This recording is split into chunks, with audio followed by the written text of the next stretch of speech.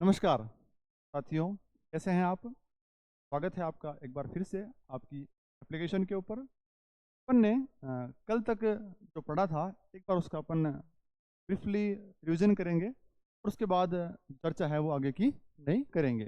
कल अपन ने शारीरिक शिक्षा के इतिहास के बारे में बात की थी और अपन ने भारत में शारीरिक शिक्षा का इतिहास शुरू कहाँ से हुआ था और क्या उसकी प्रोसेस थी उसके बारे में बातचीत की थी।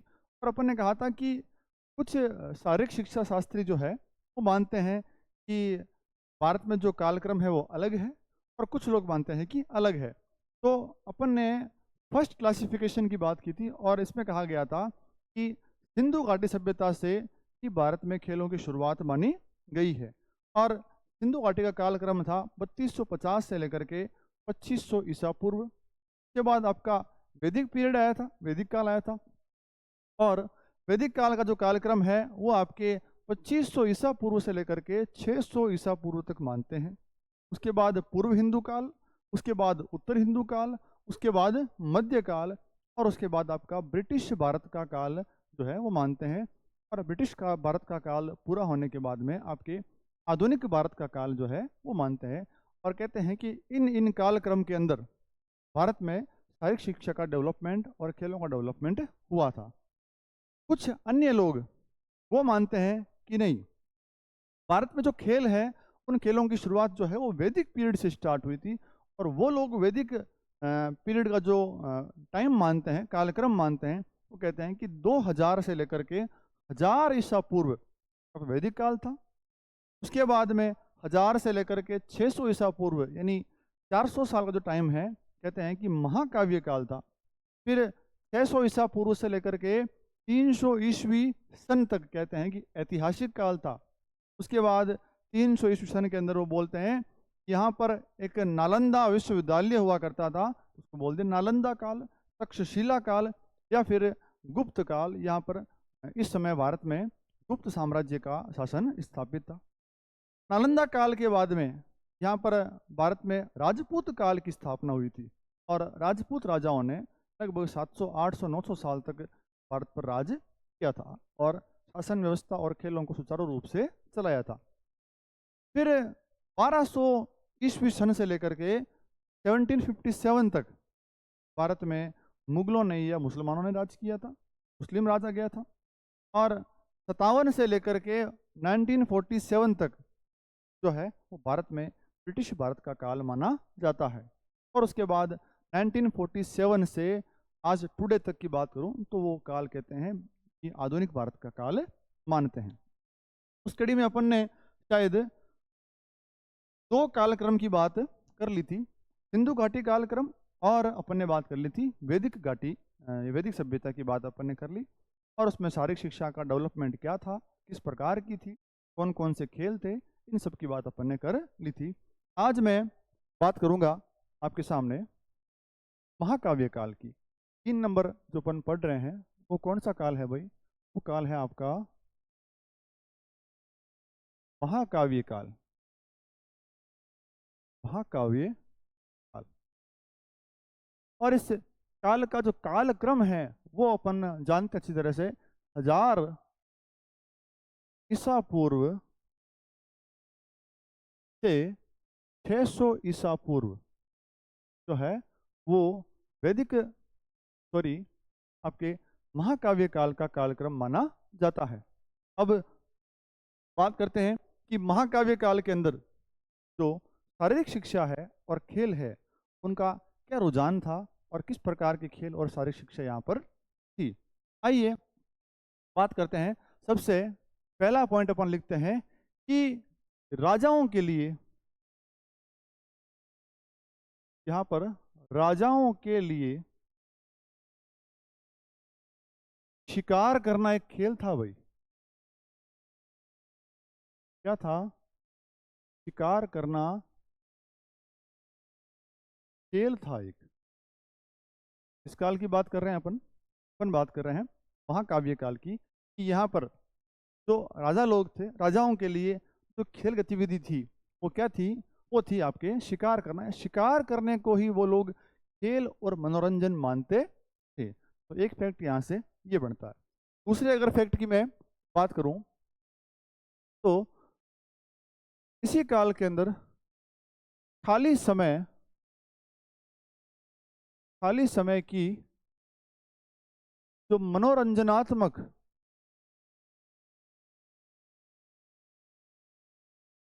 गतिविधि हुआ करती थी वो थी भी आपके नृत्य। कौन सी थी? नृत्य, डांस थी।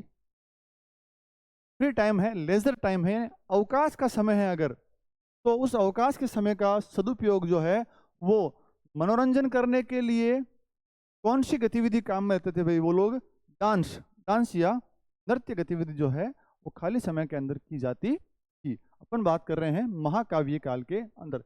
इस काल के अंदर भी जाति कौन सी थी? जाति इसके अंदर भी आर्य ही थी। ठीक है, इसका नाम महाकाव्य क्यों पड़ा? क्योंकि इसी काल के अंदर दो बड़े महाकाव्यों की क्या हुई थी? रचना हुई थी, महाभारत और रामायण। अब अगर बात करूं तो एक सवाल यहां से बनता है, बहुत इंपॉर्टेंट भी है, कि अगर प्राचीन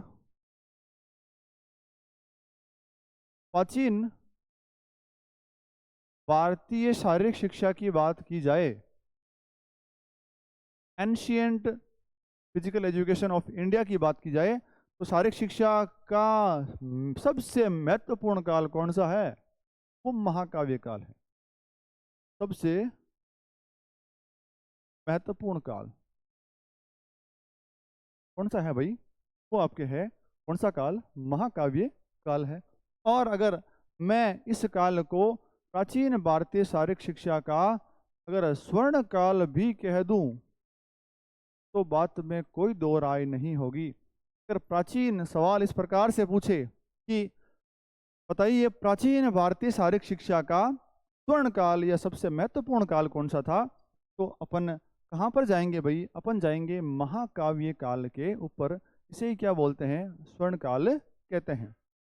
अब अगर मैं खेलों की बात करूं तो नाम से स्पष्ट है कि इस काल के अंदर इस काल के अंदर इस काल के अंदर दो महाकाव्य लिखे गए, रचना हुई, रामायण और महाभारत। तो अगर अब खेलों की बात ही आ गई है, बात कर लेते हैं। रामायण के बड़े बड़े किरदार, भगवान श्री राम की बात को लेकर के, लक्ष्मण की बात को लेकर के, हनुमान जी की बात को लेकर के, ठीक है, तो इतने बड़े बड़े योद्धा हुए हैं। रावण की बात कर लेता हूँ। रावण भी अपने आप में बहुत पराक्रमी था, शस्त्र और शास्त्र का बहुत बड़ा ज्ञाता था। तो वो जो लोग पराक्रमी हुए हैं वो ऐसे तो हुए नहीं है। उन लोगों की क्या थी? बहुत तपस्या थी खेलों के प्रति और शारीरिक शिक्षा के प्रति।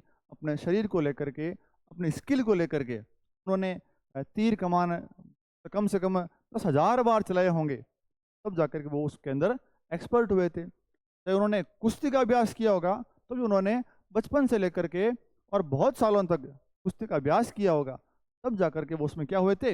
एक्सपर्ट हुए थे।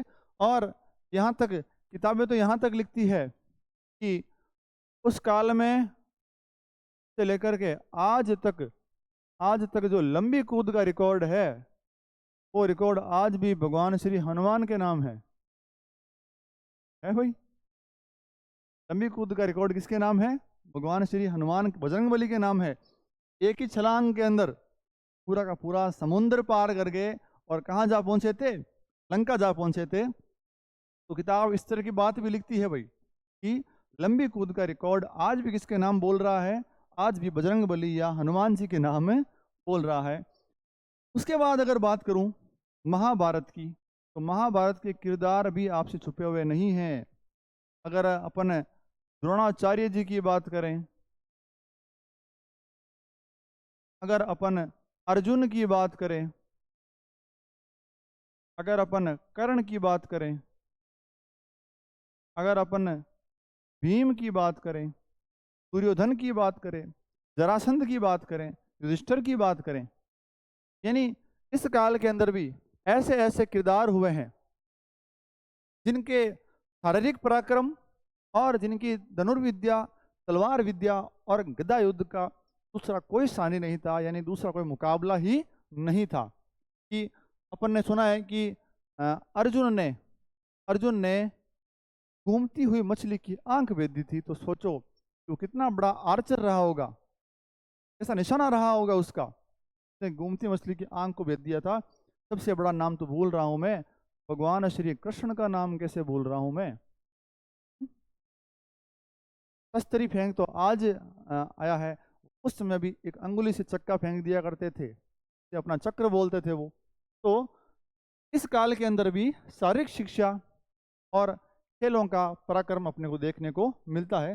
हालांकि ये बातें ऑन रिकॉर्ड नहीं है, इस प्रकार का कोई सवाल नहीं बनता है, लेकिन समझने के लिए अपन एक एग्जाम्पल के तौर पर इनको बात कर सकते हैं कि भाई इस काल के अंदर भी बहुत बड़े बड़े योद्धा हुए थे, जिनका शारीरिक बल का पराक्रम, जिनकी स्किल, चाहे वो तलवारबाजी की हो, चाहे वो तीरंदाजी की हो, चाहे वो भाला फेंक की हो, उस स्किल का दूसरा मुकाबला नहीं था। और कुश्ती की बात कर लेते हैं। कुश्ती के अंदर भी जरासंध और भीम तो बड़े बड़े योद्धा हुआ करते थे, ठीक है। पाली था, सुग्रीव था। तो कुल मिलाकर के इस काल में भी शारीरिक शिक्षा बहुत चरम स्तर पर थी। और अपन ने क्या कह दिया, प्राचीन भारतीय शारीरिक शिक्षा का सबसे महत्वपूर्ण काल किसको बोल दिया भाई, अपन ने महाकाव्य काल को कह दिया था, ठीक है। तो जो बात ऑफ द रिकॉर्ड है मैं उसको मिटा देता हूं।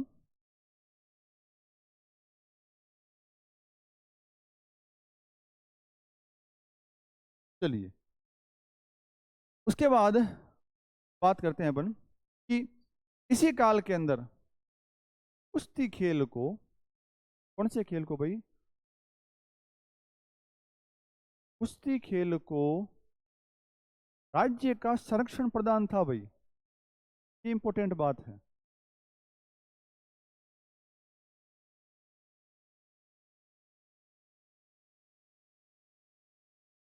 क्या था कि कुश्ती खेल को राज्य के द्वारा, यानी जो राजा था, राजा का राज्य था, उनके द्वारा कुश्ती खेल को क्या था भाई, संरक्षण प्रदान था। यानी इस समय कुश्ती खेल का एक विशेष महत्व था।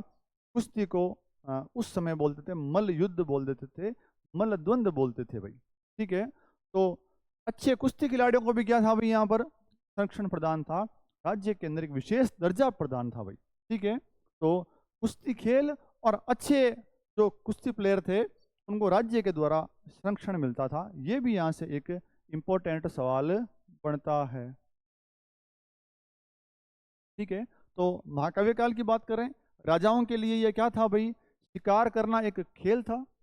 खाली समय की जो मनोरंजनात्मक रिक्रिएशनल एक्टिविटी थी वो कौन सी थी, वो थी आपके नृत्य। ये बात भी इंपॉर्टेंट है। और प्राचीन भारतीय शारीरिक शिक्षा का अगर सबसे महत्वपूर्ण काल, या इसे अपन स्वर्ण काल भी कह सकते हैं। दूसरा इंपॉर्टेंट बात है कि कुश्ती खेल को क्या था भाई, आपके यहाँ राज्य का संरक्षण प्रदान था। इसके बाद यहाँ दो तीन बातें और बनती है, बात बनती है यहाँ द्रुत क्रीड़ा, द्रुत क्रीड़ा, क्रीड़ा जिसे अपन क्रीड़ा बोल देते हैं।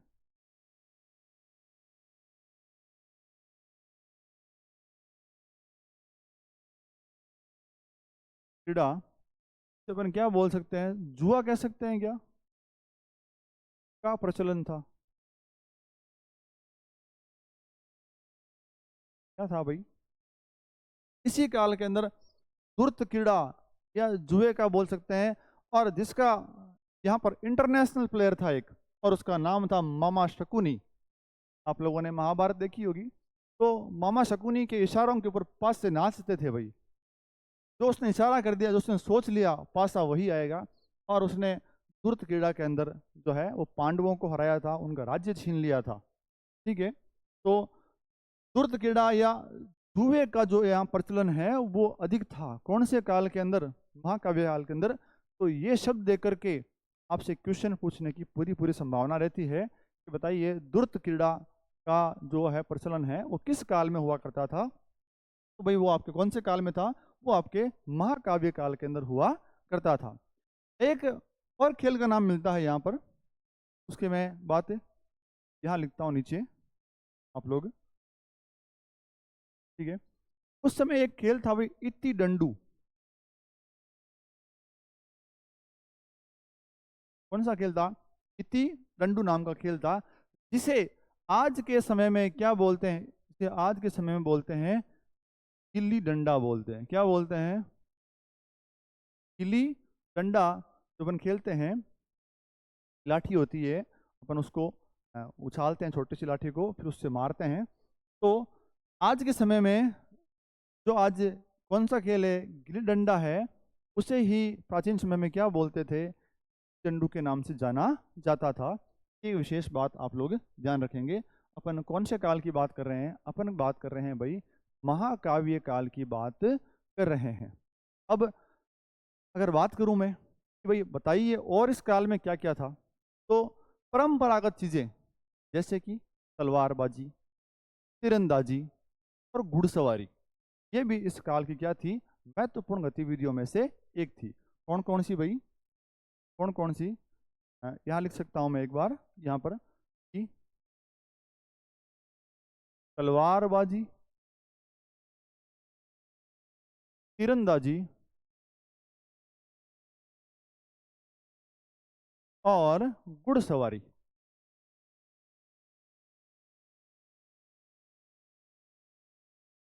लिख दी यहाँ पर। तलवारबाजी, तीरंदाजी और घुड़सवारी भी यहाँ की महत्वपूर्ण गतिविधियों में से एक थी, जिनकी यहाँ पर प्रतियोगिताओं का आयोजन हुआ करता था। तो भाई ये था आपका महाकाव्य काल, जो आपके 1000 ईसा पूर्व से लेकर के 600 ईसा पूर्व तक का समय माना जाता है। इसके अंदर विशेष बातों का ध्यान रखेंगे अपन कि राजाओं के लिए शिकार करना एक खेल था इंपॉर्टेंट। जो इंपॉर्टेंट बातें हैं उन्हीं का उल्लेख मैं आपको बोर्ड के माध्यम से, वीडियो के माध्यम से करूंगा। जो बातें इंपॉर्टेंट नहीं है, मैं उन बातों को नोट्स में जरूर ऐड कर दूंगा आपको, लेकिन उनका उल्लेख यहाँ नहीं करूंगा, उनके कंसेप्ट की बात मैं यहाँ पर नहीं करूंगा भाई, ठीक है। तो विश्वास रखें और जितना पढ़ा रहा हूँ उतनी आप जानकारी रखें, उतना पढ़ें आप। आपके सिलेक्शन के अंदर, आपकी रैंक के अंदर कोई प्रकार की दिक्कत नहीं आएगी, ये मेरी जिम्मेदारी है। तो महाकाव्य काल की बात अपन ने कर ली। कुश्ती खेल था भाई, यहाँ पर कौन सा खेल था? कुश्ती खेल को विशेष दर्जा प्रदान था, ठीक है। और द्रुत क्रीड़ा का अपन, जुए का अपन आइडिया लगा लेंगे। इससे अपन मामा शकुनी से या महाभारत से अपन इसको आइडिया लगा लेंगे कि भाई यहाँ पर द्रुत क्रीड़ा या जुए का क्या था? प्रचलन था। कई बार ऐसा नाम देकर के पूछ लेते हैं कि द्रुत क्रीड़ा जो है वो किस काल में अधिक प्रचलित थी। और बात करें तो इत्ती डंडू नाम का खेल था, इसे आज क्या बोलते हैं? इसे आज बोलते हैं गिल्ली डंडे के नाम से जाना जाता है भाई, ठीक है। और परंपरागत चीजें जो अपन ने बात की थी वैदिक काल के अंदर भी है, ठीक है। तलवारबाजी, तीरंदाजी, भाला फेंक, मल्ल युद्ध, रथ दौड़, घुड़ दौड़, ठीक है। तो वो सब बातें यहाँ पर भी लागू होती है, क्योंकि इस समय राज्य थे और राज्य आपस में एक दूसरे से लड़ाइयाँ वगैरह करते थे, युद्ध बनते थे उनके। तो युद्ध में रक्षा करने के लिए, शिकार करने के लिए, खेल खेलने के लिए, या फिर अपने शरीर को बलिष्ठ बनाने के लिए ये लोग इन सब क्रियाओं का अभ्यास किया करते थे। तो महाकाव्य काल मेरे हिसाब से आपके समझ में आ गया होगा। आपको एज इट इज आपको नोट्स जो है वो पीडीएफ के थ्रू मिल जाएंगे। उसके बाद अगर मैं बात करूं तो अगले काल नंबर 4 की बात करते हैं और अपन ऐतिहासिक काल की बात करते हैं। ऐतिहासिक काल की बात करते हैं और इसका कालक्रम था भाई आपके 600 ईसा पूर्व, ईसा पूर्व माने बीसी, बिफोर क्राइस्ट, से लेकर के 300 ईस्वी सन, 300 ईस्वी सन जो है वो इसका क्या था भाई? कालक्रम हुआ करता था। अच्छा, फिर आप लोगों के मन में एक बात आई होगी कि सर एक जो क्लासिफिकेशन था वो और भी था, जिसमें महाकाव्य काल नहीं था, ऐतिहासिक काल भी नहीं था, इसमें पूर्व हिंदू काल और उत्तर हिंदू काल थे। वो कहाँ गया? उन सब का उल्लेख जो है वो किताबों के अंदर नहीं मिलता है। जो क्लासिफिकेशन किया गया है, जो एक्सप्लेनेशन दी गई है, जिन्हें एक्सप्लेन किया गया है, वो कौन से काल है, वो महाकाव्य काल है, वो ऐतिहासिक काल है, वो आपका नालंदा काल है, वो आपका राजपूत काल है, वो आपका मुगल काल है। इन्हीं सबको एक्सप्लेन किया गया है, इनके बारे में ही जानकारियाँ मिलती है। उत्तर हिंदू काल और पूर्व हिंदू काल की जानकारी अपने को नहीं मिलती, मध्य काल का जिक्र भी नहीं मिलता, हालांकि वो है सेम ही, सिर्फ नाम अलग दिए गए हैं। क्या क्या इस समय आपका पूर्व हिंदू काल नहीं था क्या? बिल्कुल था, सेम वही टाइम पीरियड था, पूर्व हिंदू काल या ऐतिहासिक काल का।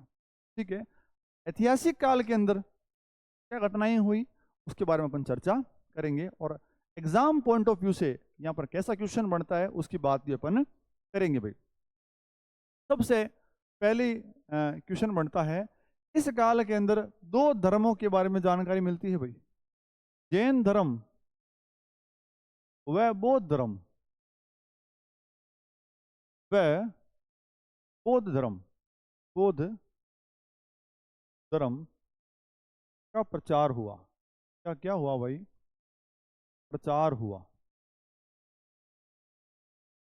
ये लीजिए, जैन धर्म और बौद्ध धर्म के जो अनुयायी थे, उन्होंने भारत भर में घूम घूम करके पूरा भारत भ्रमण किया और अपने धर्म का प्रचार प्रसार किया और लोगों के धर्म परिवर्तन किए, और कहा कि वैदिक सभ्यता जो है, जो अपनी सभ्यता है, कौन सी सभ्यता अपनी है? वैदिक सभ्यता, उसको छोड़ करके आप हमारा धर्म ग्रहण करें।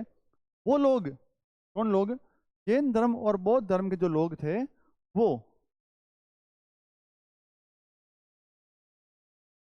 वैदिक सभ्यता से घृणा करते थे। क्या करते थे भाई? घृणा करते थे। ठीक है, उन्होंने भारतवर्ष के अंदर घूम घूम करके अपने धर्म का प्रचार प्रसार किया और कहा कि हमारे धर्म के अंदर हिंसा है, हमारे धर्म के अंदर शांति है, जबकि वैदिक कल्चर जो है वो आपको हिंसा करना सिखा रहा है, वो शांति की बात नहीं करता है। ऐसी बातें कर करके इन लोगों ने क्या किया था? इन लोगों ने अपना धर्म परिवर्तन किया था।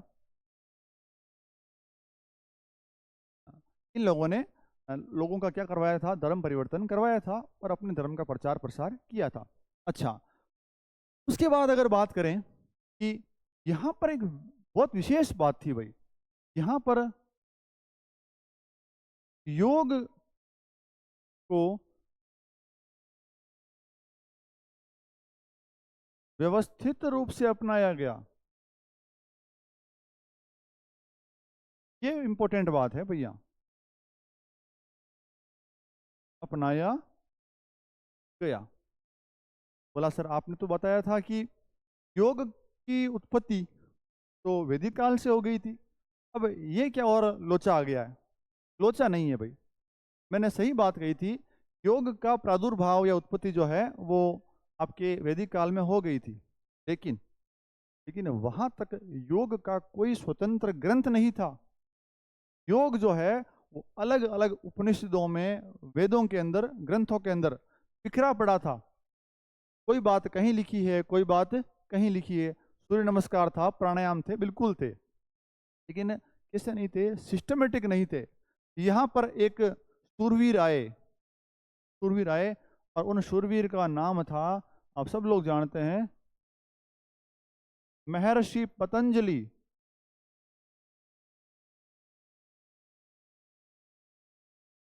आप लोग जानते हैं नाम? महर्षि पतंजलि नाम के आदमी हुए थे। किस काल में हुए थे? इसी काल में हुए थे, ऐतिहासिक काल में हुए थे। और उन्होंने लगभग, लगभग बात कर रहा हूं, लगभग 147 ईसा पूर्व एक ग्रंथ की रचना कर दी थी, और वो ग्रंथ था भाई योग सूत्र संहिता। पढ़ते हैं अपन आज भी। योग सूत्र संहिता की रचना की थी,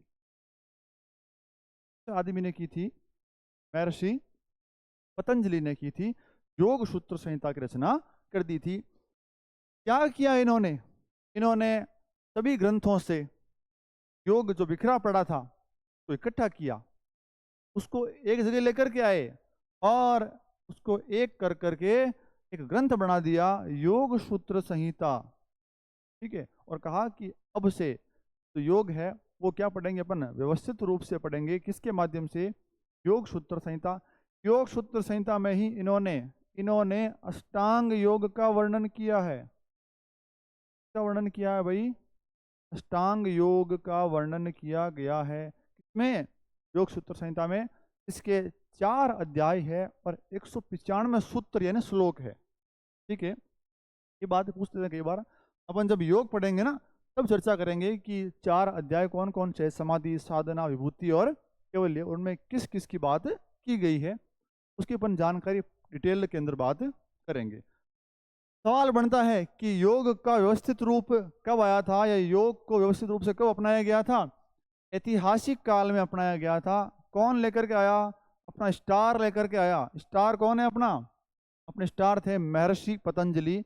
लगभग 147 ईसा पूर्व के आसपास इन्होंने एक ग्रंथ की रचना कर दी, योग सूत्र संहिता। यहाँ तक बात ओके है क्या? अगर ओके है तो फिर मैं आगे बात कर लेता हूँ। नेक्स्ट पेज के अंदर अपन बात करते हैं। अगली अपन बात करते हैं, इसी काल के अंदर एक राजा हुआ करता था, चंद्रगुप्त मौर्य। चंद्रगुप्त मौर्य, ये नाम आप सब लोगों ने सुन रखा होगा। चंद्रगुप्त मौर्य के नाम सुना होगा। चंद्रगुप्त मौर्य के शासन काल में एक विदेशी राजपूत आया था। राजपूत था, विदेशी राजपूत था, उसका नाम था मेगस्थनीज। क्या नाम था भाई? मेगस्थनीज। और इस मेगस्थनीज ने पूरे भारत का भ्रमण किया था। और भारत भ्रमण करते करते इसने एक पुस्तक लिख डाली भाई। उसका नाम था इंडिका। क्या नाम था? क्या नाम था? इंडिका नाम था। भारत भ्रमण किया और उसने भारत की सैनिक शिक्षा और भारत की शस्त्र प्रणाली का वर्णन किया। इसमें किसका वर्णन किया भाई? भारत की जो सैनिक प्रणाली थी और शस्त्र प्रणाली थी, उसका वर्णन किया। किस आदमी ने? मेगस्थनीज नाम का एक विदेशी क्या था? राजपूत था। जो कौन से काल के अंदर आया था भाई? जो ऐतिहासिक काल में चंद्रगुप्त मौर्य के शासन काल के अंदर भारत आया था। और उसने अपनी पुस्तक कौन सी? इंडिका के अंदर भारत की सैनिक प्रणाली और शस्त्र प्रणाली का वर्णन किया था भाई। ये यहाँ पर एक फैक्ट और मिलता है। इसके अलावा और कोई विशेष जानकारी ऐतिहासिक काल के अंदर मिलती नहीं है। तो अपन ने क्या बात कर ली थी ऐतिहासिक काल के अंदर? अपन ने बात की जैन धर्म और बौद्ध धर्म का प्रचार प्रसार हुआ था। इन्होंने भारत भ्रमण किया, घूम घूम के अपने धर्म का प्रचार किया। और ये लोग वैदिक सभ्यता से बहुत ही गणना करते थे। ठीक है। इसी काल के अंदर योग को क्या अपनाया गया भाई? व्यवस्थित रूप से अपनाया गया था और योग सूत्र संहिता की रचना की गई। इसे पतंजलि योग सूत्र संहिता भी कहते हैं। अब बात करते हैं इसी योग सूत्र संहिता में किसका उल्लेख किया गया है? अष्टांग योग की बात की गई है, जिसके अपन ने 4 अध्यायों की बात अभी अपन ने कर ली है।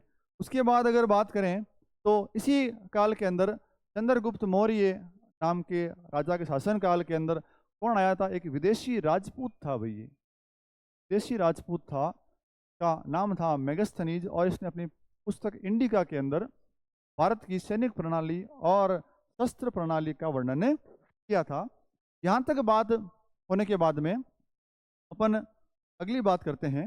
इसी के नीचे बात कर लेते हैं। अगला जो काल है, काल नंबर मेरे हिसाब से 5 होगा, नंबर मुझे याद नहीं है, आप लोग अपने हिसाब से देख लेना। और अपन बात करते हैं नालंदा काल की। नालंदा काल की अपन बात कर लेते हैं और इसे अपन कह सकते हैं तक्षशिला काल। तक्षशिला काल। और इसे अपन ने कह दिया था गुप्त काल। क्या कह दिया था भाई? इसे अपन ने गुप्त काल कह दिया था। चले, नालंदा काल क्यों कहा, अपन ने कल बात कर ली थी, क्योंकि इसी काल में एक बहुत बड़ी फेमस यूनिवर्सिटी हुई थी नालंदा विश्वविद्यालय के नाम से। लेकिन यूनिवर्सिटीज तो बहुत थी, इसका ही नाम क्यों? इस यूनिवर्सिटी के अंदर जो खेलों का चरम अवस्था थी उस समय, वो अपने को आज भी देखने को नहीं मिलती है, इसीलिए खेल के संदर्भ में इसकी बात की गई है।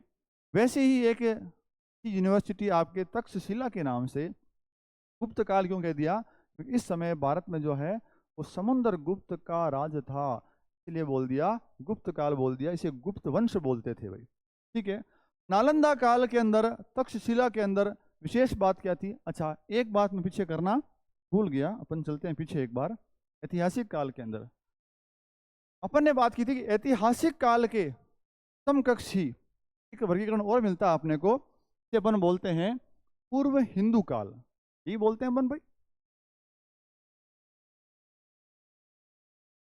पूर्व हिंदू काल बोलते हैं, जिसका कालक्रम भी सेम एज इट इज यही था, एज इट इज यही था। 600 ईसा पूर्व से 300 ईस्वी सन तक था।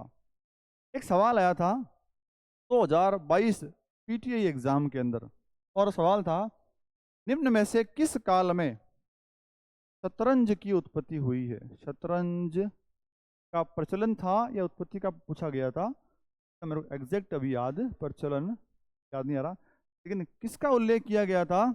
शतरंज का उल्लेख किया गया था। और ऑप्शन के अंदर ऐतिहासिक काल नहीं था, ऑप्शन के अंदर थे पूर्व हिंदू काल, उत्तर हिंदू काल, ऐसे ऑप्शन थे। उसका राइट आंसर क्या माना गया है? पूर्व हिंदू काल के अंदर जो है शतरंज खेल की शुरुआत हुई थी। ठीक है। तो पूर्व हिंदू काल नहीं दे करके अपने को अगर पूछ ले कि ऐतिहासिक काल, ठीक है, टाइम पीरियड दोनों का क्या है भाई? सेम है। इस बात का अपने को विशेष ध्यान रखना है। सवाल अगर रिपीट होता है शतरंज नाम से, तो अपने को क्या ध्यान रखना है? शतरंज की उत्पत्ति जो है वो पूर्व हिंदू काल के अंदर हो रखी है। आप इस बात को भी कहीं कहीं अटका लेना। ठीक है। फिर अपन चलते हैं आगे, नालंदा काल की बात करते हैं। और अपन यहाँ बात कर रहे हैं नालंदा विश्वविद्यालय की बात करें तो एक बात यहाँ पर अपन अवश्य करेंगे। ये लीजिए, बात करेंगे कि नालंदा विश्वविद्यालय के अंदर जो शारीरिक शिक्षा है, शारीरिक शिक्षा है, वो जो है वो पाठ्यक्रम का क्या भाई? पाठ्यक्रम का अभिन्न हिस्सा हुआ करती थी। ये लीजिए, बिल्कुल। कौन सा भाई था? आपके कंपलसरी पार्ट हुआ करती थी कि आप कोई सी भी शिक्षा यहाँ ग्रहण कर रहे हैं, आपको शारीरिक शिक्षा का अध्ययन जो है वो कंपलसरी करना पड़ेगा। कैसे, क्या था भाई शारीरिक शिक्षा के अंदर? अपन अगले पेज की बात कर लेते हैं। यहाँ पर शारीरिक शिक्षा की अगर मैं बात करता हूँ तो यहाँ पर ये लीजिए, यहाँ घुड़सवारी, यहाँ तलवारबाजी,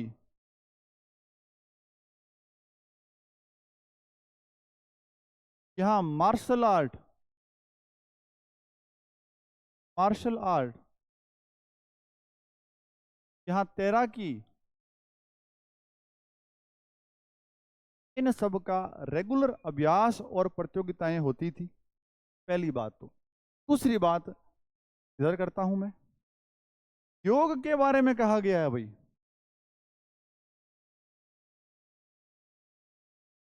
प्राणायाम, सूर्य नमस्कार,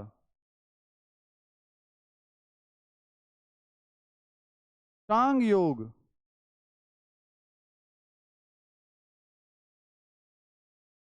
इन सब का रेगुलर नियमित अभ्यास करवाते थे। किनका भाई? प्राणायाम, सूर्य नमस्कार और अष्टांग योग। यानी योग जो है वो यहाँ के विद्यार्थियों के लिए, किसके लिए भाई? विद्यार्थियों के लिए। ये सवाल भी पूछ लिया भाई। इस लैंग्वेज में पूछा गया, इस काल में विद्यार्थियों के लिए सूर्य नमस्कार और प्राणायाम कौन से थे भाई? दो, सूर्य नमस्कार और प्राणायाम का नित्य अभ्यास हुआ करता था। कौन सा काल है? कौन सा काल पढ़ रहे हैं अपन? अपन पढ़ रहे हैं नालंदा काल। तो सवाल अगर इस लैंग्वेज के रूप में आए कि बताइए कि किस काल में विद्यार्थियों के लिए जो रेगुलर डेली नियमित प्राणायाम और सूर्य नमस्कार की क्रियाएं की जाती है, तो कौन सा काल करेंगे अपन? अपन करेंगे नालंदा काल। नालंदा काल। लेकिन साथियों, अगर सवाल पूछे कि बताइए सूर्य नमस्कार की उत्पत्ति किस काल में हुई है, ये सवाल आया इस बार।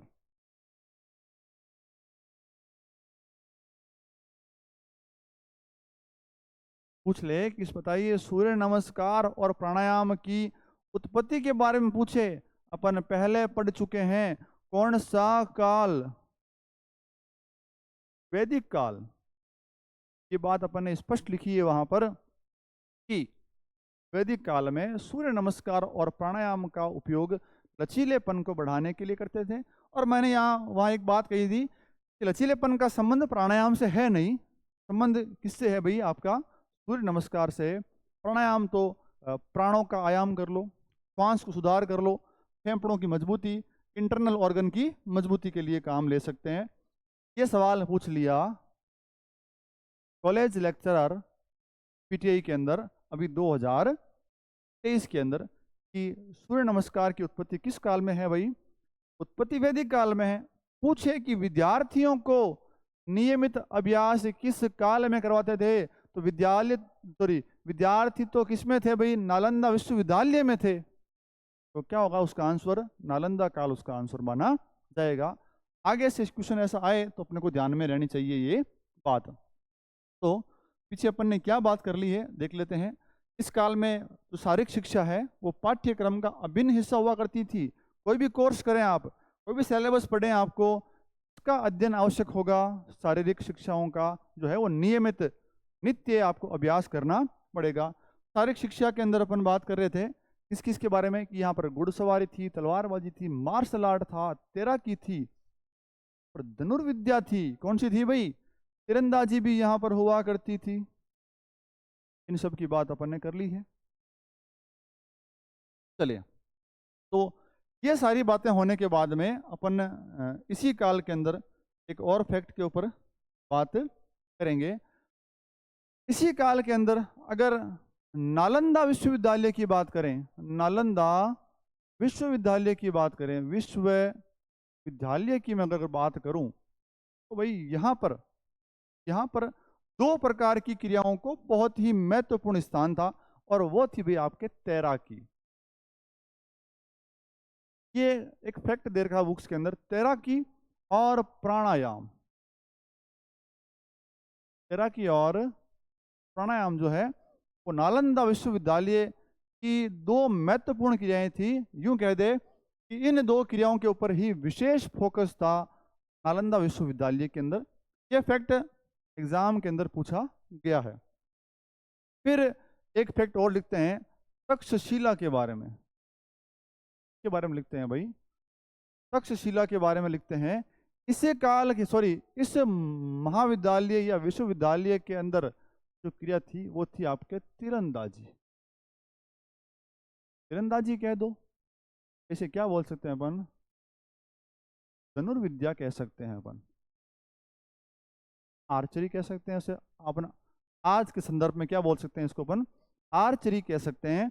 तो नालंदा का अगर नाम आए तो उससे अपन क्या बोलेंगे? तैराकी और प्राणायाम जो क्रियाएं हैं वो इस महाविद्यालय के अंदर या विश्वविद्यालय के अंदर क्या है? बहुत प्रचलित थी। और तक्षशिला का अगर नाम आए तो वहां अपन करेंगे तीरंदाजी या धनुर्विद्या। अपन बात कर रहे हैं नालंदा विश्वविद्यालय की। अब अगर एक सवाल थोड़ा सा विवादास्पद है लेकिन मैं यहाँ पर बात कर लेता हूँ। इसी काल के अंदर भारतीय चिकित्सा पद्धति की शुरुआत हुई थी। कुछ बुक्स इसको अलग लिखती है। भारतीय चिकित्सा पद्धति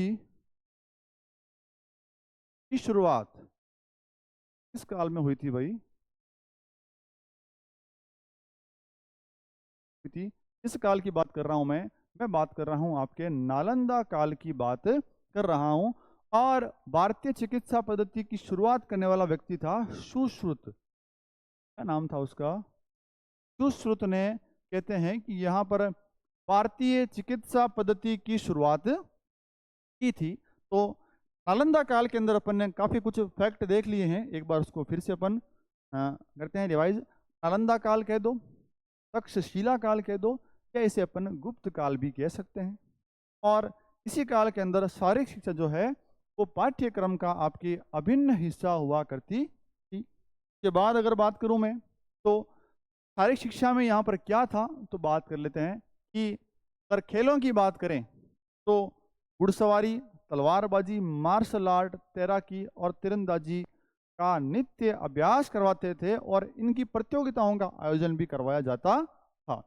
फिर अगर योग के संदर्भ में बात करूं तो प्राणायाम, सूर्य नमस्कार और अष्टांग योग का यहाँ पर रेगुलर अभ्यास करवाया जाता था। और सवाल पूछा गया 2022 पीटी थर्ड ग्रेड के अंदर, बताइए इस काल में विद्यार्थियों को प्राणायाम और सूर्य नमस्कार का अभ्यास करवाते हैं, कौन सा काल है? नालंदा काल। उत्पत्ति किस काल में हुई है? वो हुई है आपके वैदिक काल के अंदर। फिर बात करता हूँ कि नालंदा विश्वविद्यालय के अंदर तैराकी और प्राणायाम, ये दो जो है वो प्रमुख गतिविधियां हुआ करती थी। और तक्षशिला के अंदर जो है वो तीरंदाजी, या क्या बोल सकते हैं उसको, धनुर्विद्या बोल सकते हैं, या इसे अपन आज के संदर्भ में बोल सकते हैं आर्चरी बोल सकते हैं, आर्चरी कह सकते हैं। ठीक है। फिर एक फैक्ट की और बात कर ली मैंने कि बताइए भारतीय चिकित्सा पद्धति की शुरुआत किस काल में हुई है? तो भाई वो आपके इसी काल में हुई है, और शुरुआत करने वाला आदमी था सुश्रुत था भाई। ठीक है। तो अपन ने टाइम शायद हो चला है, अपन ने आज बात कर ली है कौन कौन से काल की। अपन ने आज महाकाव्य काल की बात कर ली है, और अपन ने आज ऐतिहासिक काल की बात कर ली, अपन ने आज नालंदा काल की बात भी कर ली है। एक अपन बात छोटी सी और कर लेते हैं यहीं पर, और वो काल है आपका, अब क्रम मुझे याद नहीं रहा कौन सा क्रम है, मैं आपको स्टार लगा देता हूँ, क्रम आप लिख लेना। राजपूत काल की बात कर लेते हैं, विशेष लंबी चौड़ी बात नहीं है। राजपूत काल की बात अपन कर लेते हैं। के लीजिए, राजपूत काल के अंदर अगर मैं दो तीन बड़ी बड़ी बातें करूं, तो पहली बात यह है कि शारीरिक शिक्षा, ये लीजिए लिख देता हूं, शारीरिक शिक्षा या शारीरिक प्रशिक्षण का उद्देश्य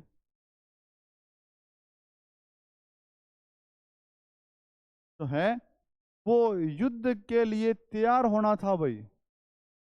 युद्ध के लिए क्या करना था? तैयार होना था। के लीजिए। ठीक है।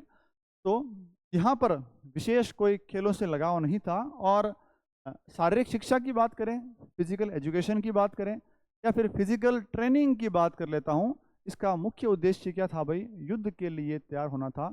यानी युद्ध के लिए सैनिकों को तैयार करना था, चाहे वो तलवारबाजी हो, चाहे मल्ल युद्ध हो, तीरंदाजी हो, भाला फेंक हो, मार्शल आर्ट हो, इन सब का उद्देश्य हुआ करता था युद्ध के लिए तैयारी करनी। दूसरा यहाँ पर एक मिलता है, इस काल के अंदर राजपूत बालक बालिकाओं को, राजपूत बालक बालिकाओं को मार्शल आर्ट की ट्रेनिंग मिलती थी भाई। मार्शल आर्ट और खड़ग प्रशिक्षण, खड़ग प्रशिक्षण कह दो, या खड़ग मैंने कटार हो गया, खड़ग बोल दो या कटार बोल दो, और कटार का बड़ा रूप आप तलवार कह सकते हो। राजपूत जो राजकुमार और राजकुमारियां होती थी, बालक बालिकाएं होते थे, उन्हें मार्शल आर्ट की ट्रेनिंग मिलती सेल्फ डिफेंस के लिए। उन्हें खड्ग प्रशिक्षण या कटार चलाने का अभ्यास भी करवाया जाता था। किस काल की बात कर रहा हूं मैं बात कर रहा हूं राजपूत काल की बात कर रहा हूं। और इसी काल के अंदर भाई एक खेल हुआ करता था, उसका नाम था चतुरंग। नाम था उसका चतुरंग, जिसे अपन बोलते हैं आज शतरंज। क्या बोलते हैं? शतरंज बोलते हैं। तो चतुरंग और शतरंज जो है वो भाई और कुछ नहीं था, खाली समय की गतिविधि थी भाई। खाली समय की गतिविधि किसके लिए? राजाओं के लिए। किसके लिए? राजाओं का खेल था भाई।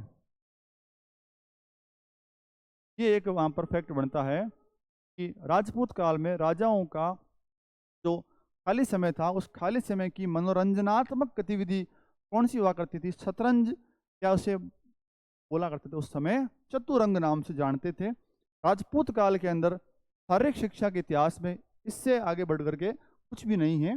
2-3 फैक्ट की बात अपन कर चुके हैं। उद्देश्य एक ही था, युद्ध के लिए सैनिक को तैयार करना।